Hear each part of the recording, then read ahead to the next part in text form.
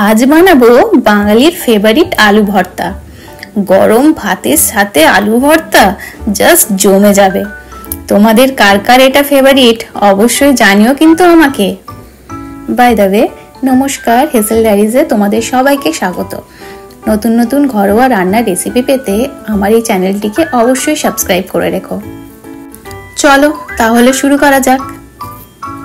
আলু ভর্তা বানানোর জন্য আমি 4টে বড় সাইজের আলু কেটে নিয়ে সেদ্ধ হতে দিয়েছি। আর এদিকে নিয়ে নিয়েছি পেঁয়াজ কুচি, টমেটো কুচি, 2টো শুকনো লঙ্কা, রসুন ও কাঁচা লঙ্কা কুচি। কড়াইয়ে সর্ষের তেল দিয়ে তেল গরম হয়ে এলে তাতে শুকনো লঙ্কাগুলো দিয়ে বেশ কালো কালো করে ভেজে নিলাম।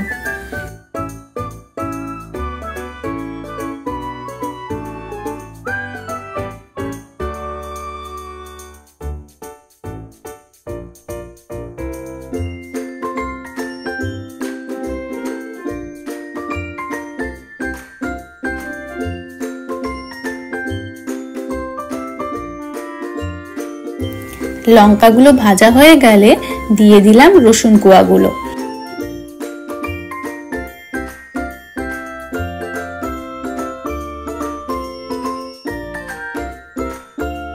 রসুনগুলো একটু লাল লাল করে ভেজে তুলে নিয়ে পেঁয়াজ কুচি, টমেটো কুচি আর কাঁচা লঙ্কা কুচি দিয়ে দিলাম।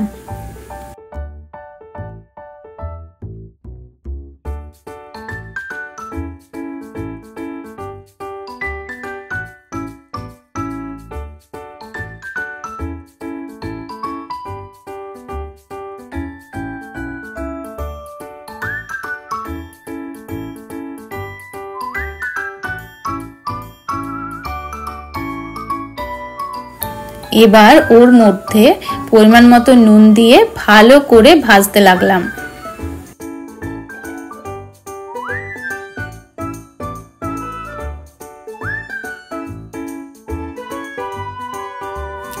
এগুলো ভালো করে ভাজা হয়ে গেলে এগুলো তুলে নিয়ে কড়াইয়ে আরো একটু সর্ষের তেল দিয়ে তার মধ্যে কালো সর্ষে দিয়ে ভেজে নিলাম।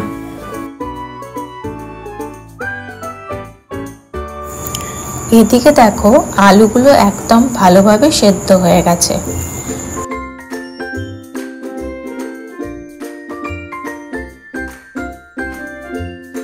এরপর ভেজে রাখা শুকনো লঙ্কা ও রসুনের ওপর একটু নুন দিয়ে ভালো করে চটকে নিয়ে তার উপরে আলুগুলো ভালো করে চটকে, এরপর টমেটো, পেঁয়াজ, লঙ্কা সব একসাথে মেখে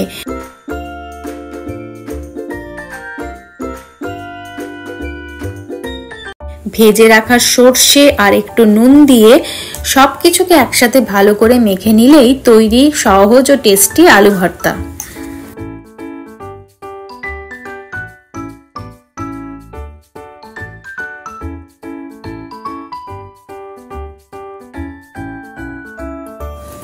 যেদিন আমার রান্না করতে একদম ইচ্ছে করে না সেদিন আমি এটা বানাই।